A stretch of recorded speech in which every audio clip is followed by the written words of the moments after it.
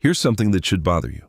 According to the Social Security Administration, more than 30% of workers still claim Social Security at 62, the earliest possible age. The vast majority of them never run the break-even math first.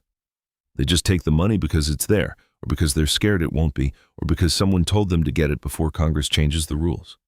And I get it. I really do. But in 2025, with the full retirement age now sitting at 67 for anyone born in 1960 or later, the gap between claiming early and claiming late has never been wider. We're talking about a permanent monthly cut of up to 30% if you file at 62, for life. So the question isn't really, when should I claim? The question is, do you actually know what that decision is worth in dollars over your lifetime before you make it?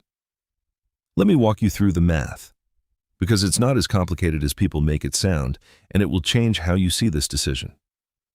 Your Social Security benefit has one anchor number, your primary insurance amount, or PIA.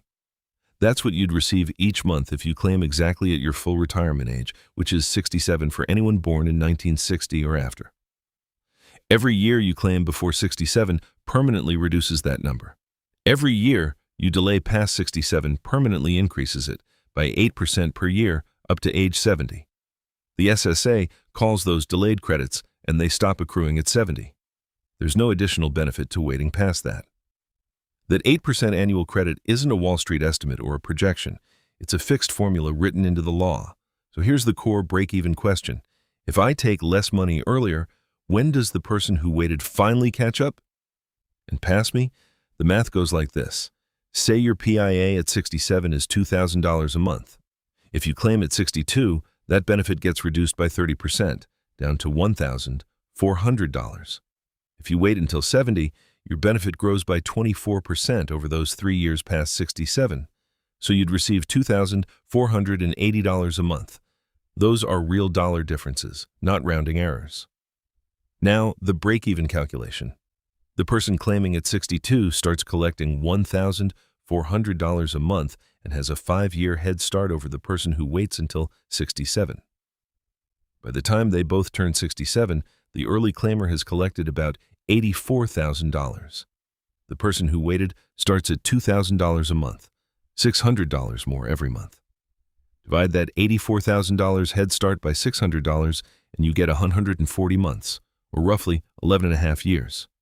That means the person who waited until 67 pulls ahead financially at around age 78 and a half.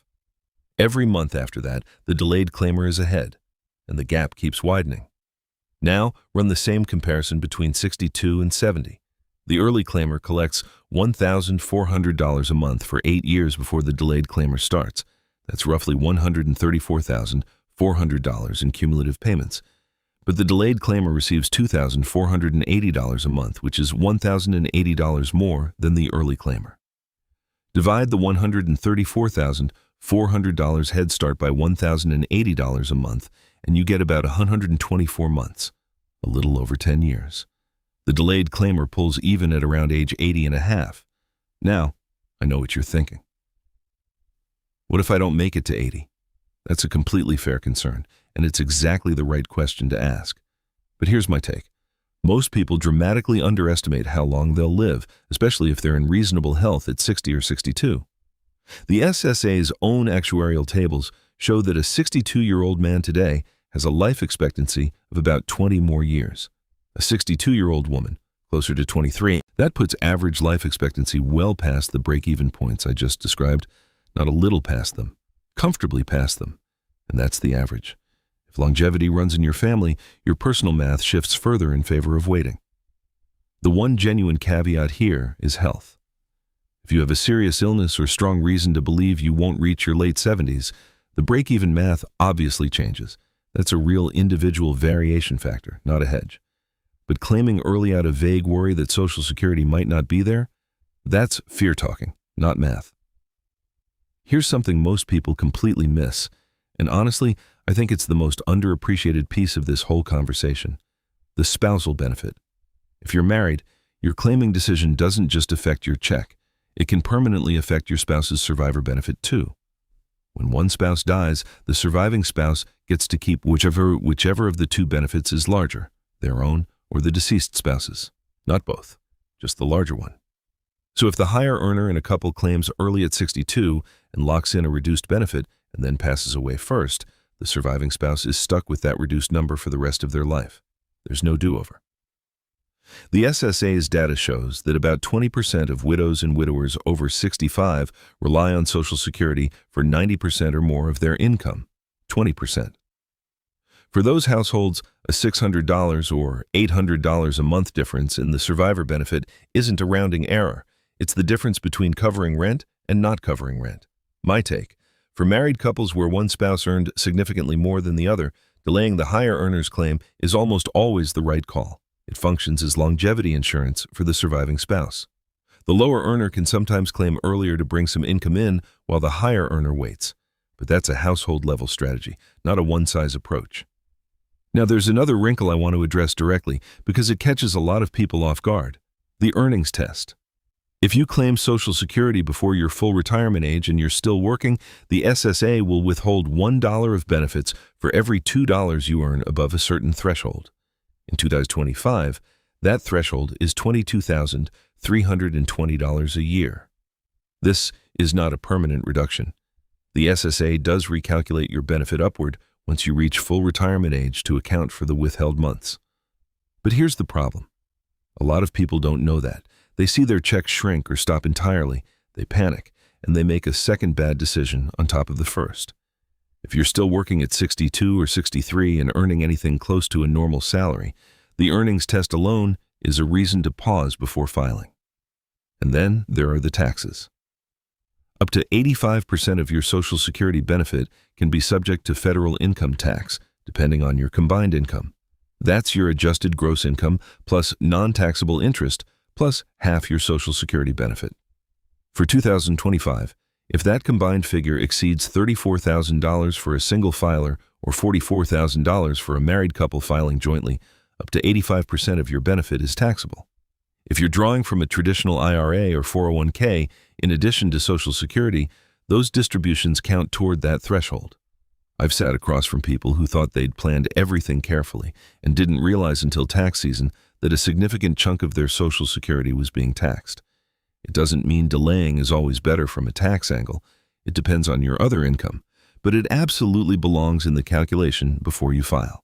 One more thing I want to add here, because it almost never comes up in these conversations. The Social Security Statement itself. The SSA publishes a personalized benefit estimate for every worker. You can access it at sssa.gov by creating a My Social Security account. Your statement shows your estimated benefit at 62, at your full retirement age, and at 70 based on your actual earnings record. Not a generic number. Your number. I covered catch-up retirement strategy for years before I started this channel, and I'd say a solid third of the people I talked to had never once looked at that statement. They were making a decision worth potentially hundreds of thousands of dollars over a lifetime without even knowing their own starting point. Pull that statement. It takes 10 minutes, and the numbers on it are the foundation of every calculation I just walked through. So, where does all of this leave you? My position is clear. For most people in reasonable health who have any other resources to draw from, a part-time job, a small IRA, a spouse's income, even just the ability to live leaner for a few years, waiting past 62 is the right default, not because some financial pundit said so, because the math says so. The break-even points are achievable for average life expectancies.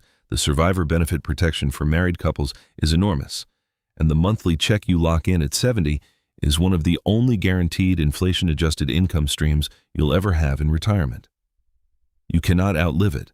You cannot lose it in a market crash. That has real value that the simple break-even math doesn't fully capture.